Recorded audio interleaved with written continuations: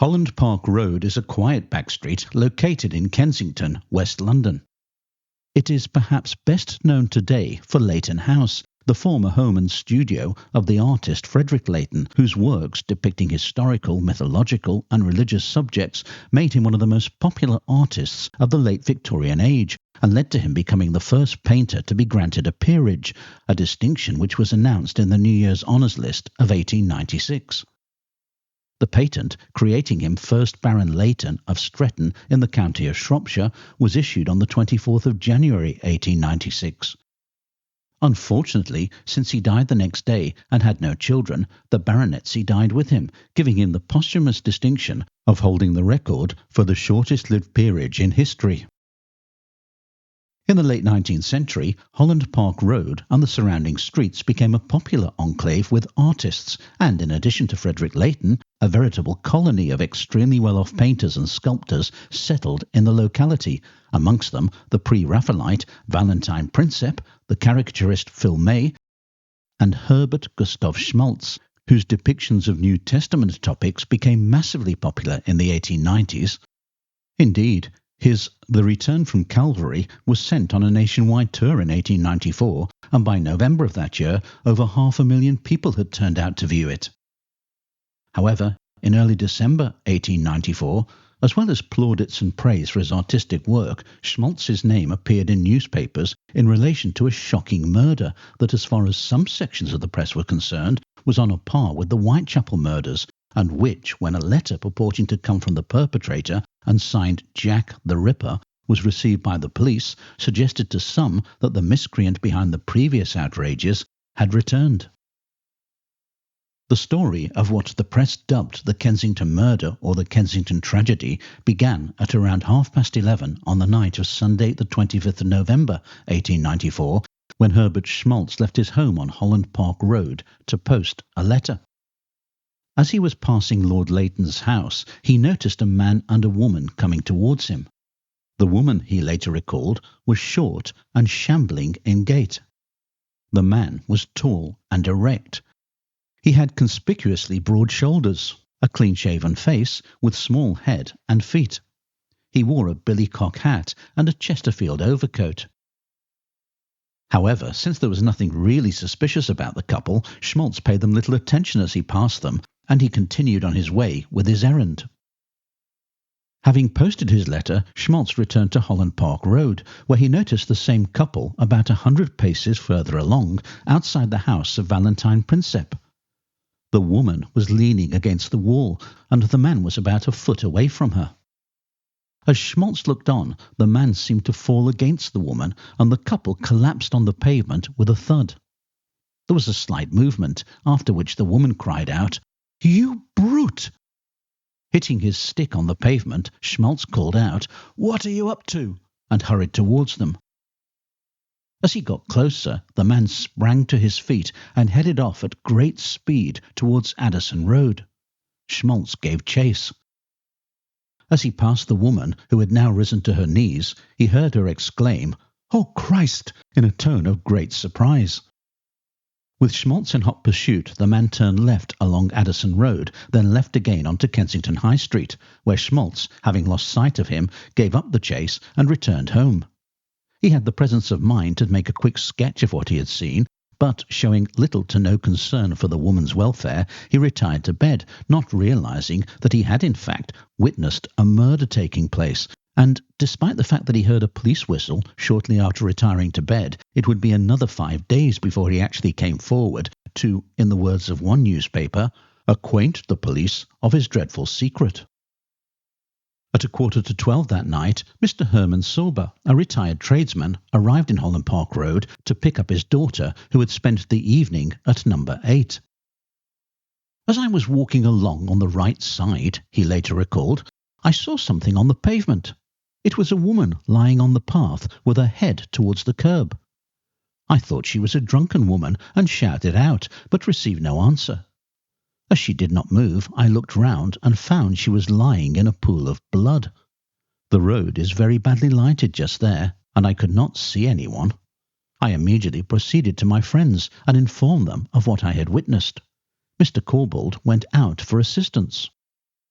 The The Weekly Dispatch of Sunday the 2nd of December reported on what happened next. Alfred Chantry Corbould, an artist of Pembroke Road, said that he had been visiting a studio on Holland Park Road when Herman Sorber arrived and spoke of seeing a woman on the pavement. He and his host had gone out into the street, where they saw a woman lying on her side in what appeared to be a puddle of water. He could see that something serious was the matter with her, so he went to fetch a policeman. Corbould returned with Constables Thomas Gordon and William Patterson, albeit he would later complain that the two officers appeared to be in no particular hurry. On arrival, Constable Gordon shone his lantern onto the woman, and those present saw to their horror that her throat had been cut. Gordon then set off in a cab to fetch a doctor, leaving Patterson to conduct a search of the immediate vicinity. The woman's left shoe was off and was lying close to her foot, whilst her bonnet lay on the pavement alongside her. There was also a cherry wood walking stick with wet marks of blood on it. Shortly afterwards, his colleague returned with the divisional police surgeon, Dr. Meredith Townsend, who described the sight that greeted him at the subsequent inquest into the woman's death. She was quite dead, although she had not been dead more than half an hour. Her body was warm, and the blood on the stones was congealed. In my opinion, she had been injured while standing near the wall of the garden and had fallen forward. There was no sign of any struggle. Her clothes were not disturbed. On removing the fur boa which she was wearing, I found a large wound in her neck some 4 inches in length. Feeling there was nothing more he could do at the scene of the crime, Dr. Townsend ordered the removal of the woman to the mortuary. There, her body was searched for anything that might help identify her, but apart from a 6-penny piece and a few coppers, nothing was found. By this time, Inspector O'Shea from nearby Kensington Police Station had made his way to the crime scene, and he ordered that a thorough search of the neighbourhood be undertaken. Although the hooked cherry wood walking stick had blood on it and was thought to belong to the murderer, it was evidently not the murder weapon, and believing that the knife used might have been thrown into one of the gardens in the vicinity, several constables set to work combing every inch of every garden throughout the night, but to no avail. The next morning, builder's labourer James Andrews arrived for work at Mr. Stanham's builder's yard off Kensington High Street and found a knife embedded in a scaffolding board in the yard. The board was lying on the ground some 6 or 7 feet from the gate, over which the knife appeared to have been thrown. According to newspaper reports, it is a shoemaker's knife with a very keen edge, and when found was covered with blood. The knife was duly handed over to the police and taken to Kensington Police Station, where it was placed as evidence along with the walking stick. In the meantime, other officers were engaged in trying to establish the victim's identity, and to that end several people were taken to the mortuary and shown the body. A coffee stall keeper named Cox and several women recognised her as being a member of the unfortunate class, although none of them knew her name. The nature of the wounds and the revelation that the woman had apparently been a prostitute caused consternation amongst the police. According to Lloyd's newspaper, the victim was a member of the unfortunate class, and from the nature of the wounds in her throat, the police were at first inclined to regard the crime as of the Jack the Ripper class. In this belief, it was reported to Scotland Yard. During Monday, detectives from all parts of London who had been engaged on the Whitechapel murders and Dr. Bond, the Home Office expert, visited the Kensington mortuary and examined the body. It had been left unwashed so that accurate judgment might be formed as to the nature of the murder. But after examination, the detectives, as well as Dr. Bond, came to the conclusion that the crime had no resemblance to the Whitechapel murders. Inquiries to identify the woman continued throughout Monday, and to that end a description of her was issued to the newspapers, and several newspapers accompanied the description with a sketch of her. The London Evening News added a little local knowledge to its judgmental description of her. She was a poorly clad woman and evidently belonged to the unfortunate class, who have become more and more numerous in the neighbourhood of High Street, Kensington, during the last 12 months. She was a good-looking woman with a dark complexion of about 30 years of age. Her clothes are described as a black skirt, red-striped flannelette bodice, low shoes and black-trimmed hat with white satin, tawdry display typical of the attire of the fallen women who infest the neighbourhood. On the third finger of her left hand were 2 common dress rings, and in the pocket of her dress was found a cotton handkerchief, a 6-penny piece, and a few coppers. Here, in Clements Road, Notting Hill, or Nottingdale as this neighbourhood was known at the time, Lillian Creeber, who was described by the newspapers as a single, poor-looking woman who bore in her face the traces of a hard life, was getting worried about her lodger, Augusta, or Gussie Dudley, as she was known to Mrs. Creeber. Gussie, like Mrs. Creeber, was an unfortunate who would often go out at night, leaving her 3-year-old daughter, Hilda, in the care of Mrs. Creeber until she returned home in the early hours of the morning. Gussie had gone out about 8 o'clock on Sunday night, seeming to Mrs. Creeber to be sober and cheerful. Unusually for her, she had not returned by Monday morning, and on learning of the murder, Lillian, fearing the worst, had scooped Hilda up in her arms and had gone to the police station. The officer she spoke with took her to the mortuary, where he showed her the body of the murdered woman, whom she instantly recognised as her missing lodger. According to several newspaper reports, on sighting her mother's body at the mortuary, her 3-year-old daughter had extended her arms and cried out, "Mama, Mama." Mrs. Creeber told the police that, although she knew her as Augusta Dudley, her lodger had also received letters in the name of Augusta Dawes, and on publicising this, they were contacted by a carpenter's wife by the name of Kate Forsyth of 12 Wellington Road, Hammersmith, who said that the victim's name was in fact Augusta Dawes, whom she said she had known for 2 years and who had lodged with her and her husband until 12 months ago, when she had left to go into Kensington Infirmary. Mrs. Forsyth informed the police that Augusta had 2 children, the aforementioned daughter and a little boy aged 6 who was, as far as she knew, in the workhouse. Kate believed that for one of the children, Augusta had received an allowance of 25 shillings or £1 a week from the father, and for the other 5 shillings a week. Some time after going into the infirmary, she had returned, but Kate had by then let her room to someone else. She had allowed Augusta to stay with her as a friend for a night or 2, but then she had taken her boxes and gone away, telling Kate that her daughter's father had taken a furnished room for her at a rent of 5 shillings a week. Thereafter Kate had only seen Augusta once or twice, the last time being 2 weeks before her death. The police had now identified the victim, the murder weapon had been discovered, and a clue in the form of the cherrywood walking stick had been found. Then, in the Morning Mail on Wednesday the 28th of November, a letter was received by Detective Inspector John Smith, addressed to the police station, Kensington, West London, England. It read, Dublin, November 27th. Dear Sir, the murder that was committed, I did it. I did it just to the right of the door of a gentleman. I got her by the throat and tried to choke her, but without success. I got her on the ground and cut her neck with a sloyd knife. It was a very good cut. When I had cut her, a fellow was coming along, so I flew for my life, but left the stick, and the knife was thrown away in the back lane in a back street. I did the murder at 12:30. So, goodbye, on the job, from Jack the Ripper. You will find my name is well known at certain places round there.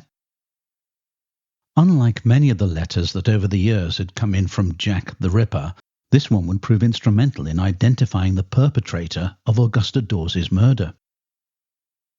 The previous evening, the master of Eastcote, a residential school for the sons of the privileged and wealthy who were considered to be of weak intellect, which was located at Hampton Wick and was run under the auspices of Dr. John Langdon Down and his wife Mary, had contacted the police to notify them that one of their pupils had absconded on the Sunday evening.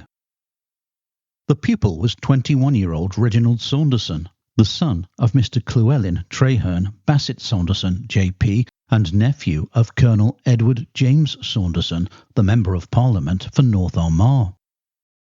A head injury when he was a child had left Saunderson feeble-minded, but otherwise he was of an agreeable nature, although he could be cunning, deceitful and mischievous in his doings at times, and on the few occasions when he had taken too much drink he had become decidedly excitable.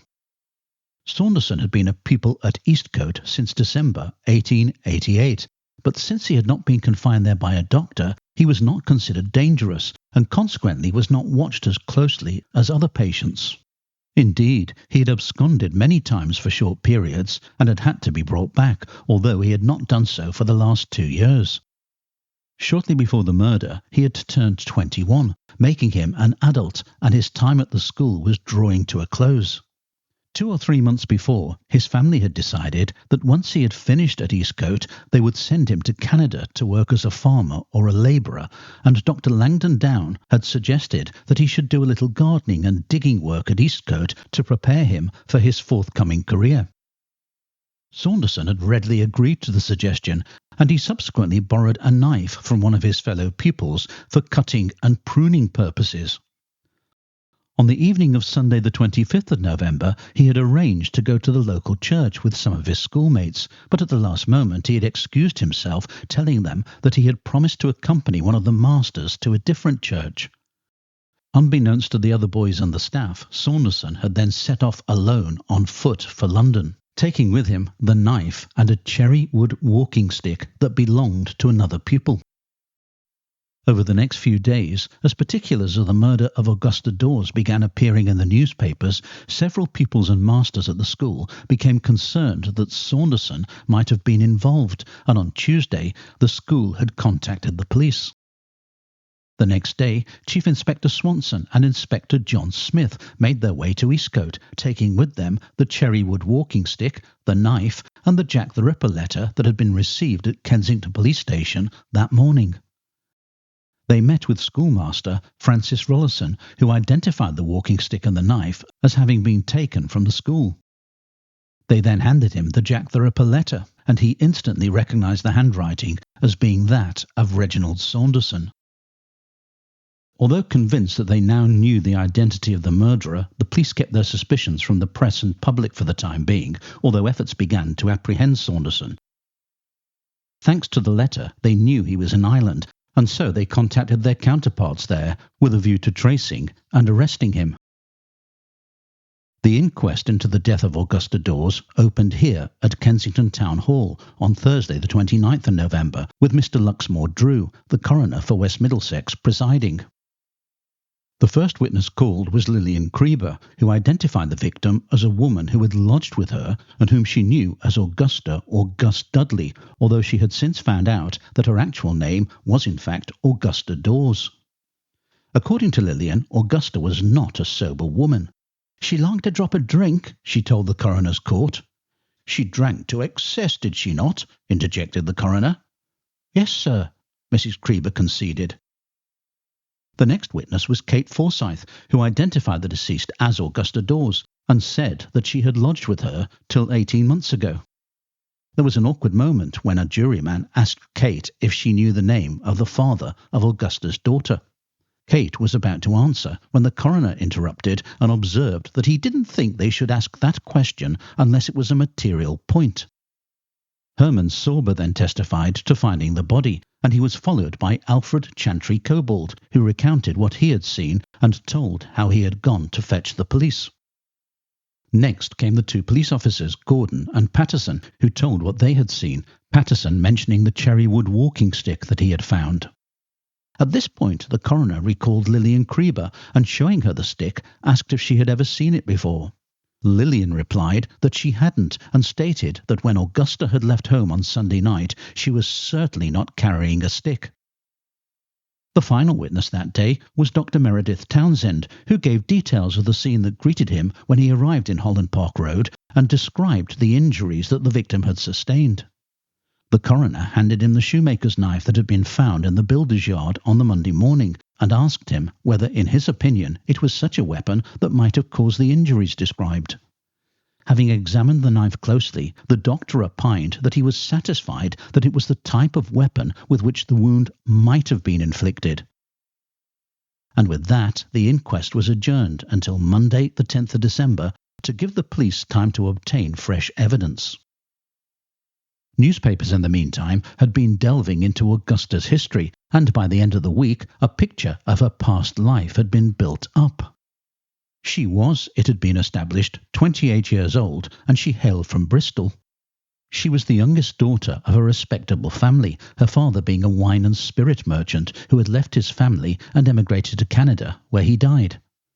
One of her sisters had married an officer in the army who was in receipt of a pension, and the couple had settled in the suburbs of London.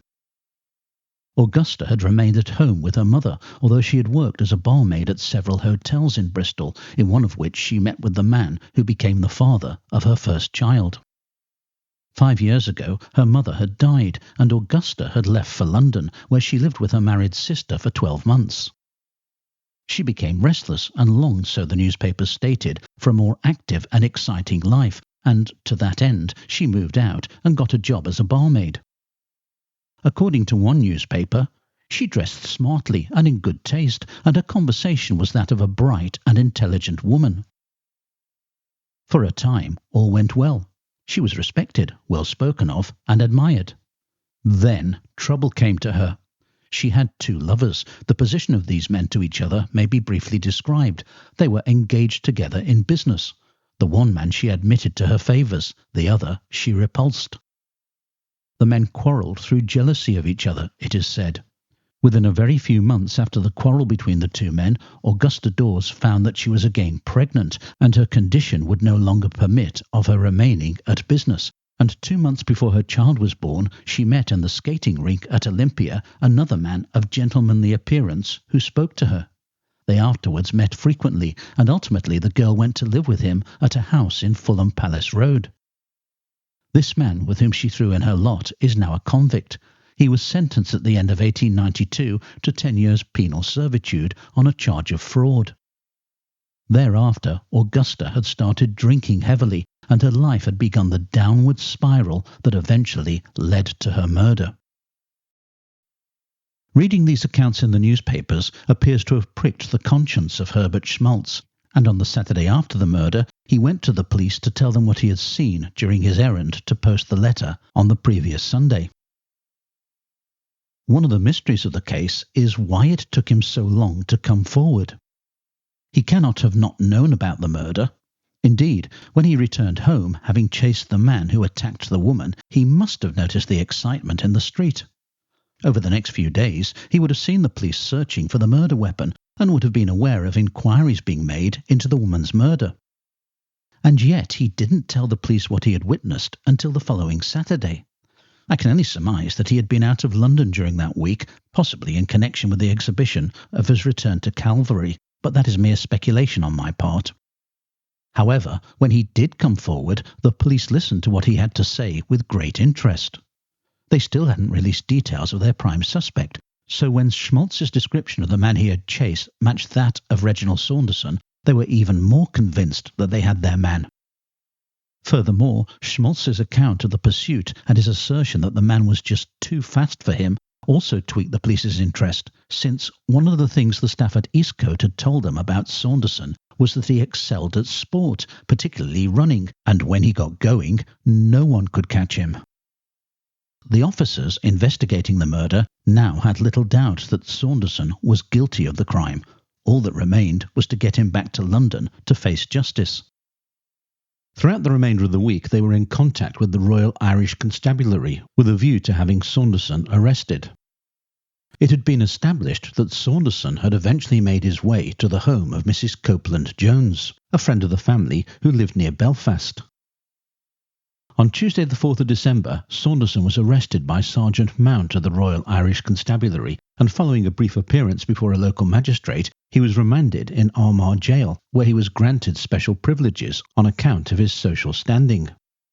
According to the Newcastle Chronicle, when in prison there, the accused did not partake of the ordinary prison fare, but received his food from the leading hotel, where orders were given for him to be supplied with anything he required.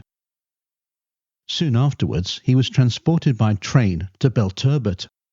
The Newcastle Chronicle reported on the eventful journey. A later telegram from Armagh states that a large crowd anxious to get a view of the prisoner assembled at all the stations along the line, particularly at Belturbet, where it was with difficulty that the escort, which was met by Sergeant Mount and a strong force of police, could press their way through the crowd. Having succeeded in reaching the car stand, Sergeant Mount, the escort, and the prisoner took possession of the car in waiting and at once drove to the police station. Having arrived at the barracks, arrangements were made to hand over the prisoner to Detective Sergeants Thompson and Dyson of the Metropolitan Police, who arrived at Belturbet yesterday by the 1:30 train for the purpose of conveying the prisoner to London. On the evening of Friday the 7th December, the two officers and their prisoner left Ireland for London, arriving at Willesden Station early the next morning, where the few people who noticed them were struck by how much taller than his escorts Saunderson was. The prisoner was taken to Kensington police station, where he was charged with the murder of Augusta Dawes. Shortly after 11 o'clock that morning, he appeared before Mr. Curtis, the magistrate at the West London Police Court. The accused is a tall, dark, well-built youth of gentlemanly presence, the Shield's Daily Gazette reported that evening. There is on his face just the faintest beginning of a moustache, and his appearance is decidedly youthful. The eyes have a vacant expression, and on taking his place at the bar, the prisoner's entire aspect was one of extreme depression. He was attired in a long, heavy Ulster cape over his coat, his neck being hidden by a muffler and his hands covered by woolen gloves.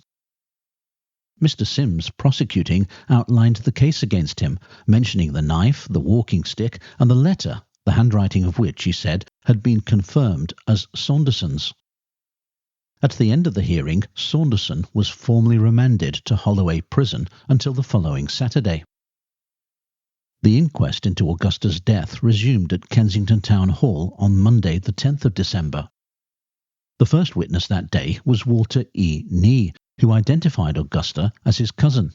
He had not seen her, he said, for 14 years, although she had called at his house last July, but he wasn't in at the time.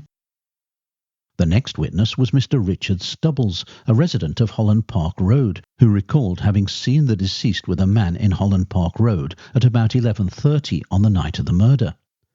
The man, he said, was tall, well-dressed, and leaning on a walking stick with a crooked handle.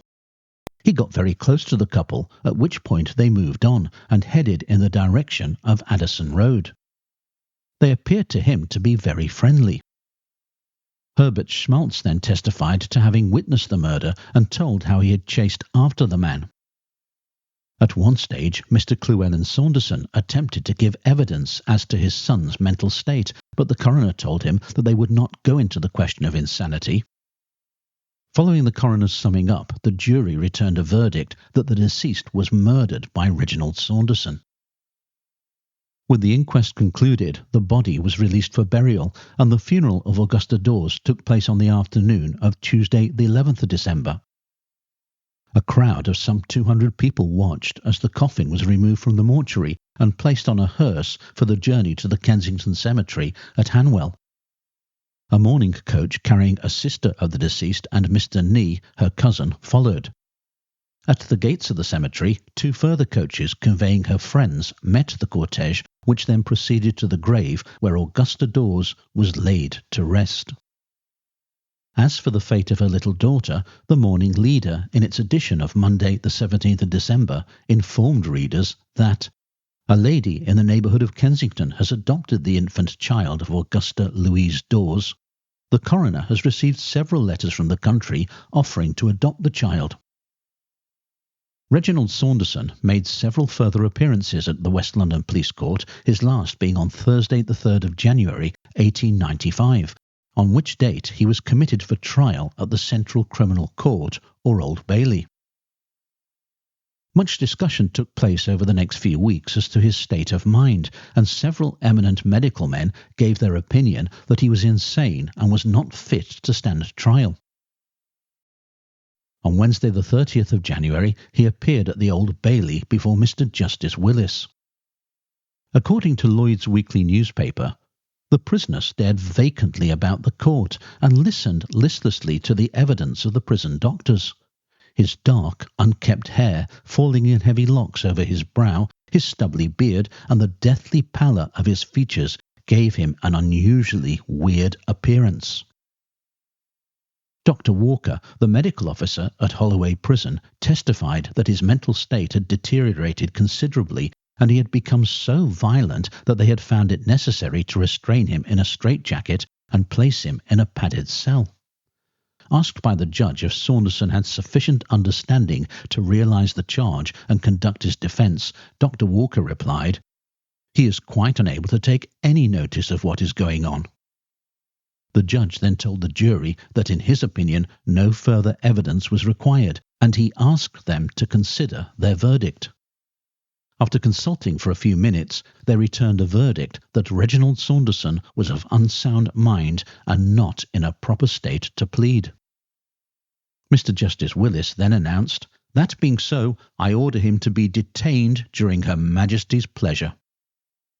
Saunderson was then tapped on the shoulder, Lloyd's Weekly newspaper reported, and without uttering a word, he quietly descended the staircase to the cells. On the 2nd of February, Home Secretary Herbert Asquith authorised the removal of Saunderson from Holloway Gaol to be detained under Her Majesty's pleasure at Broadmoor Lunatic Asylum. Here he remained until his death in 1943 at the age of 69.